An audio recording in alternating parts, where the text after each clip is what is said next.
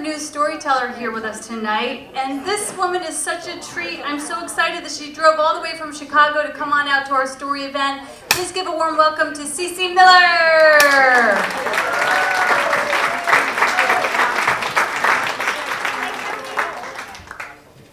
Hello, everyone.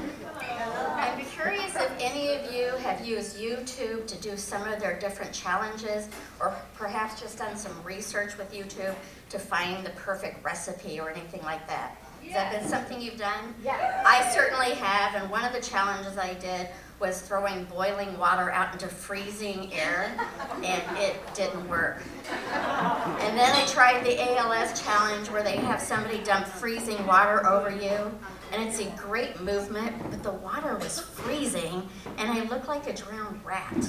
I'm pretty sure that my friend who did this for me enjoyed it far more than I did. But then the time that YouTube really came in handy for me was I was having a dinner party for friends who are cooks. If it doesn't come from a call-up service or from a microwave, I don't know what I'm doing. So I was preparing dinner for them, and I was looking up, like, I have to mince 3 garlic cloves into this dinner, and I had no idea what mincing garlic was. So I went and looked it up, and thank God I did, because who knew that a clove of garlic was just a little piece of it and not the whole thing. So I think every one of you can taste my meal if YouTube did not save me. So thankfully for YouTube, it did save me. But one of the videos that really touched me the most, and I watched it many, many times, and it certainly changed my life, was one called Free Hugs. And it's been viewed over 78 million times. The times that I watched it, I was really excited about it, and I wanted to try it. And the man who did it, he was in his 20s, he was 20, lived out of the country, had just lost his girlfriend and his job, and he was flying back to his home country of Australia. He felt defeated. He gets off the plane, and there is nobody there to greet him. So he looks and sees all these other people getting hugs. And after a while, he took a piece of cardboard, and he wrote free hugs on it. Mine's fancier than his. He took his sign out to the streets of Sydney, and the first time he did it, he spent 15 minutes before somebody came and got a hug. The woman who came in had just lost her dog, and she said she really needed that hug at that time. He then continued doing it because he was hooked. And 2 years later, he created the video that I saw that changed my life and certainly changed the lives of millions of others. When Maureen asked me to join you tonight for the Werewolves of London, I thought, Werewolves of London and hugs? I'm not quite sure how they go together. And does Maureen know that I'm scared of Scooby-Doo, so werewolves are really out for me? But the more I thought about it, the more I realized for the last 11 years, I have been a werewolf tamer. When I started doing free hugs myself, I realized that there's inner werewolves within us. The folklore of a werewolf is that they're a human by day, and at night they turn into the werewolf. And they have sharp claws and sharp teeth to attack and kill before being killed. It made me think of how many of us have an inner werewolf that is so afraid that we attack before being attacked. The first time I did free hugs, cleverly I choose January outside of Navy Pier when it's cold and snowing, and I had to sign a protest form within Navy Pier, and we were not allowed inside. I took some friends with me, and I was really scared. I didn't want to do it, I wasn't ready to be seen, and my inner werewolf told me not to do it. But we still did it anyway. And we did not get a lot of hugs that day, but what I did feel was seeing that people wanted to be seen, they wanted to be heard, and they wanted to know that they mattered. It really connected with me, and it certainly changed my life. Since then, I've been doing free hugs twice a month in Chicago, and here are just a few of the stories that I've collected over the years. An elderly woman came hunched over in a fall day, and as she's giving me a hug, she tearfully tells me her husband passed away 2 months prior, and how she missed his hugs. I hugged her a little tighter, and we cried together. Another time, a gentleman emailed me afterwards saying he had a friend who had been sober for 10 years, but was going through a really hard time. He planned to, after work that day, go to a bar. But what he found was he found us giving hugs. He got a hug from each one of us, and he chose not to go to the bar that night. One time there was a police protest going on. There were hundreds and hundreds of people, and they were walking with their arms up, yelling, "Arms up, I can't breathe. Arms up, I can't breathe." And there were dozens of police officers lining the streets for them to make that protest a peaceful one. Once the protesters walked by, 3 officers came and got a hug, which is very unusual. They often pass us and smile, but they don't get hugs. These 3 officers thanked us for being there.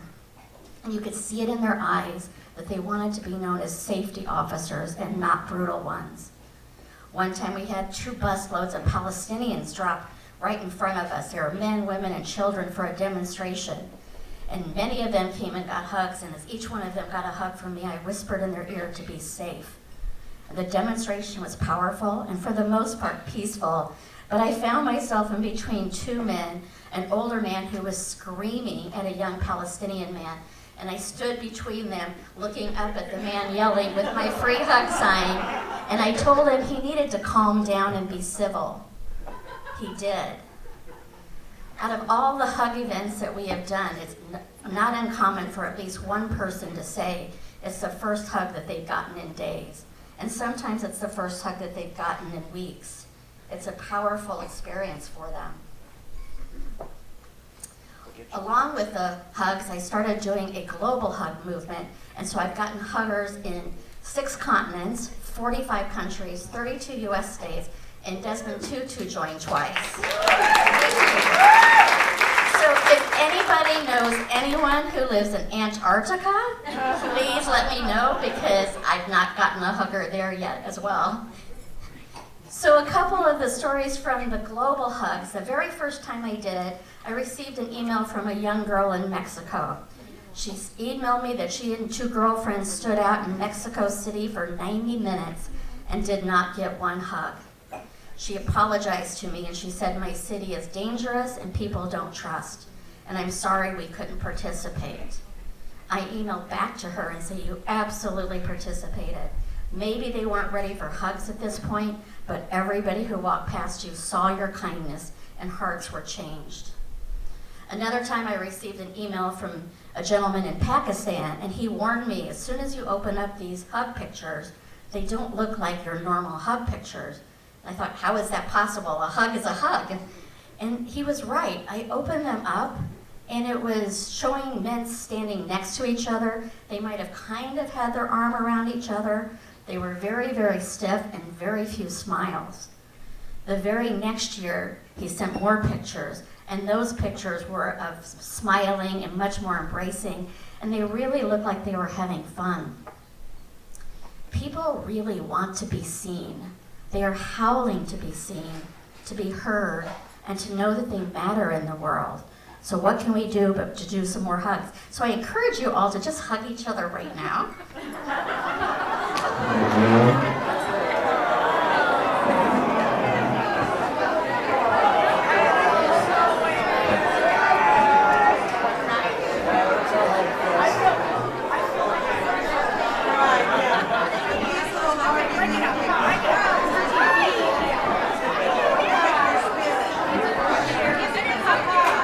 Okay.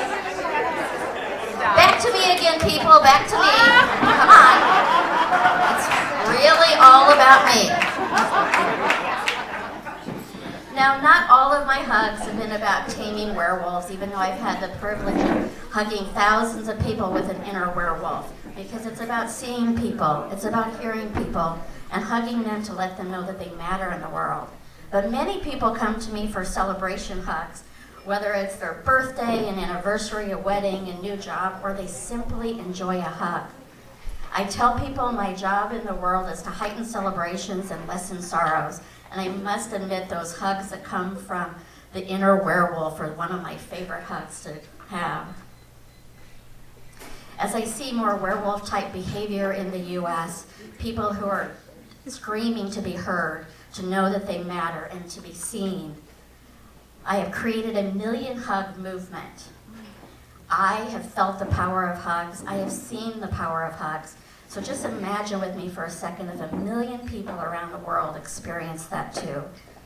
We are currently on hug 50,924. And after this event, if you would like to participate, I have my counter, so come give me a hug. And in closing, when your inner werewolf starts to howl because you don't feel seen, you don't feel heard, or you don't feel you matter, please give yourself a hug, or ask for a hug from a loved one, or a stranger on the street who has a free hug sign, and tell yourself you are seen, you are heard, and you do matter. Thank you.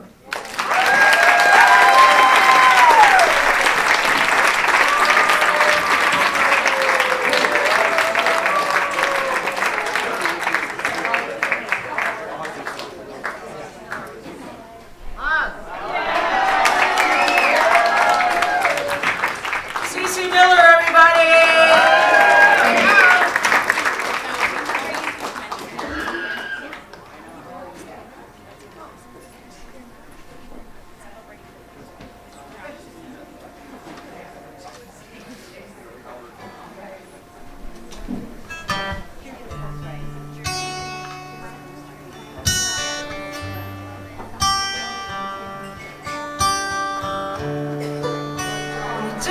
Long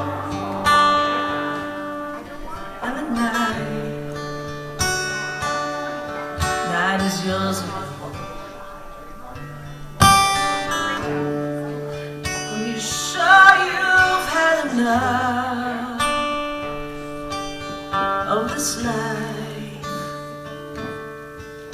hang on.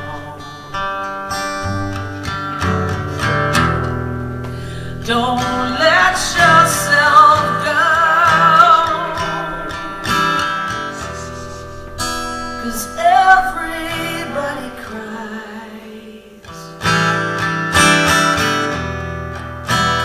everybody hugs sometimes. Sometimes everything is wrong. Now it's time